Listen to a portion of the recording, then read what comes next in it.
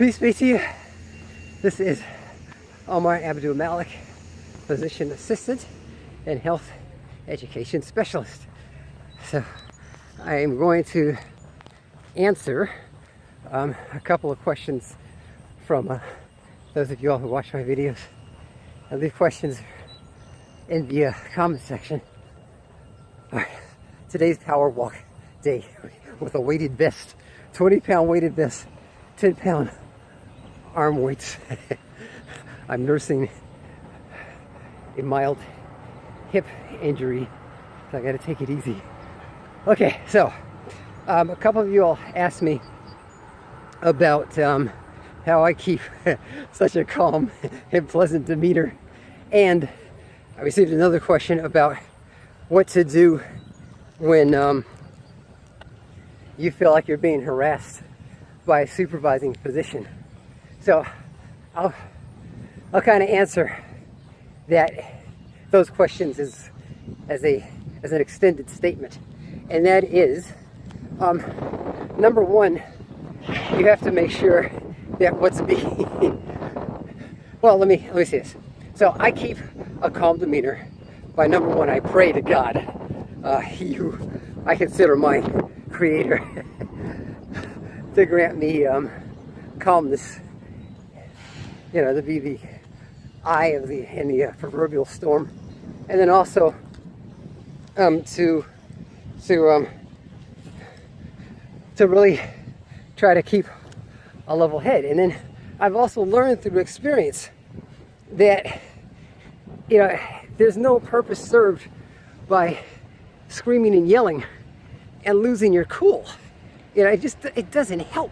It doesn't help. I try to impress that upon my children and then younger people who I'm around, and even staff members. I'm like, okay, you're yelling and screaming and carrying on is not helpful to this situation. And I've been in some really potentially dangerous situations, especially when I was doing my ER and surgical rotations at DC General. There's a hospital. It's an awesome hospital that was located in what used to be one of the most violent areas of Washington DC, and we had guys in the words of one patient that came in, we banging. That's how we do, doc. There's a war going on. So there were guys that were coming in shot up, stabbed, folks who the ambulance would tell us about, so we were expecting them, but we'd have guys, on several occasions who had just been shot or stabbed coming in off the street, just somehow bypassing security and coming in to the trauma bay. So I always admired the physicians who maintained a really calm demeanor and said, okay, security, okay, you can't be in here right now, so we're gonna get to you. No, did so man, he shot me. Okay, let's try to have some calmness here. Okay, go triage the patient. I always admired the attending physician who kept a level head in crisis situations.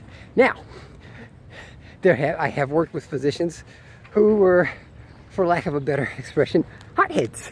And they'd be yelling and cursing at people. Not necessarily that surgeons are known for this, but what they call a type A personality can be indicative of a surgeon. Not all, but many.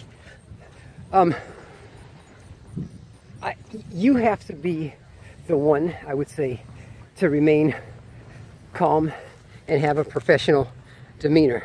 Now, if you think that you're being harassed, if the supervising physician is cursing at you or threatening you, and you honestly feel as if you're in danger, you have the right. That's unacceptable.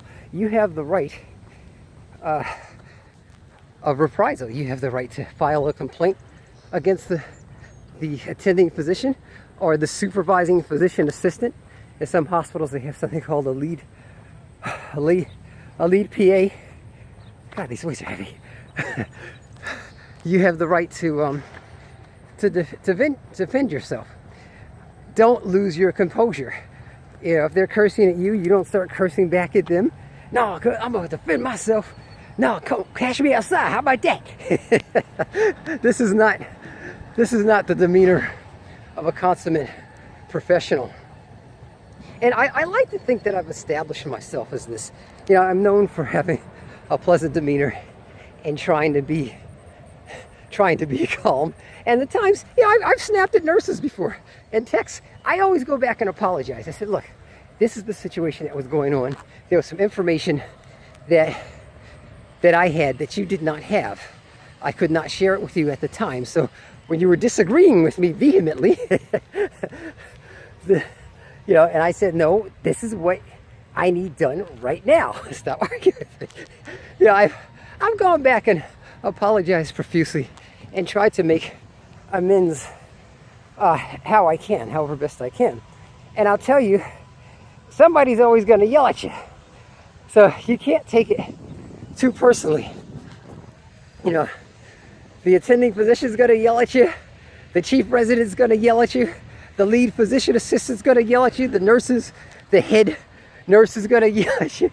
The nurses, the techs, the patient's family members, the hospital administrator. Somebody is going to give you undue admonition in a way that you are not going to like at some time during your career. So I've been a physician assistant for 17 years now. God, I gotta get back in shape. I've been in the healthcare career, the healthcare field, for almost 30 years. I became a CNA in 1990. Did that for 8 years. And that was hard work because you're unfortunately, in many regards, people see you as the bottom of the healthcare hierarchy. You're the one that's cleaning up the poop, feeding the patient the pudding, cleaning the patient off, changing the patient. It's unfortunate, but we live in a very hierarchical society, and we dwell within a this healthcare career tends to be very hierarchical. It's like the military. A private's not necessarily seen as equal to the captain, even if they work hard. It's a issue of accountability. But again, you've got to be the one that really sets the proverbial stage for being calm, and that's really how you establish leadership. I grew up as a Trekkie fan. I got to take these weights off. My God. Whew, okay. So, you know, in Star Trek, the old one, the original one, Captain Kirk was the captain of the ship. What's his name? Mr. Spock was the first science officer. Whew. Dr. McCoy was the medical officer. That's all right. How you doing? What's happening? You're working, man. Yeah, man. Getting it in. And there were times when Mr. Spock, with his logic, would disagree with Captain Kirk. It's like, Captain, you're being illogical. And of course, Bones McCoy would vehemently disagree with Captain Kirk. Damn it, Jim, I'm a doctor, not a soldier, or whatever he was yelling at him about. But I always liked that Captain Kirk would kind of keep that calm demeanor. Say, I'm captain of this ship. I'll remind you, gentlemen. He had ultimate accountability. Now, as the physician assistant, you're going to be seen as like the first science officer. You're not the captain, so you have to slow your roll. You have to remember that. But your opinion is to be respected and taken into consideration. But you have to be, if you're going to be a successful physician assistant, you have to have control of your emotions. So that's it. I'm almost done. I wish you all the best of success in your endeavors. Please subscribe to my channel. Take care. Peace.